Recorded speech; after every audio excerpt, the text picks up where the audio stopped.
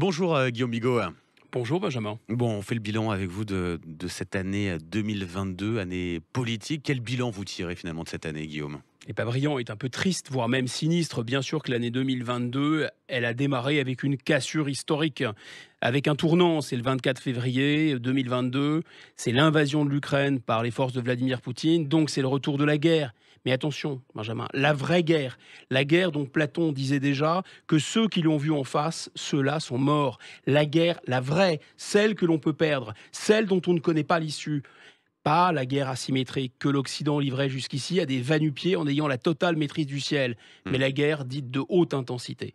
Et l'invasion de l'Ukraine, en cela, j'ai dit que c'était une rupture, mais en fait c'était aussi la suite logique de la pandémie des années précédentes, c'est-à-dire le retour du tragique, tragique de la mort par la guerre ou de la mort par la maladie, de la mort individuelle et de la mort collective sous forme du tragique. Et nos sociétés endormies et aseptisées ont redécouvert à cet égard la peur. Et avec le retour de la peur et de la mort, c'est l'irruption fracassante du réel dans notre monde à nous, occidental, qui pensions être dans un univers virtuel où tout se passe un peu pour de faux, comme diraient les enfants, sur des écrans, dans le cyberespace, et puis où rien n'a de limite concrète. Or là, les chaînes d'approvisionnement, comme les rayons des pharmacies, comme les rayons des supermarchés, comme les stations essence, comme des gazoducs, on a découvert qu'ils pouvaient se vider d'un coup et les prix de l'énergie de se mettre à flamber.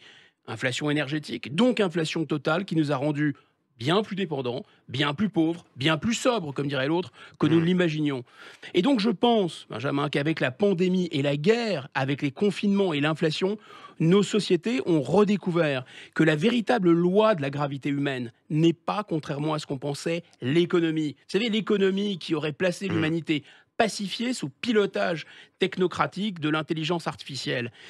Pas l'économie donc, mais la politique. La politique qui s'efforce depuis 20 000 ans, c'est-à-dire depuis les premières tribus, à faire vivre plus ou moins paisiblement des hommes sur un territoire donné et avec le risque, à chaque génération, de les voir s'entretuer pour savoir à qui et au nom de quoi obéir. Oui, le politique est très au-dessus de l'économie, pour le meilleur ou pour le pire.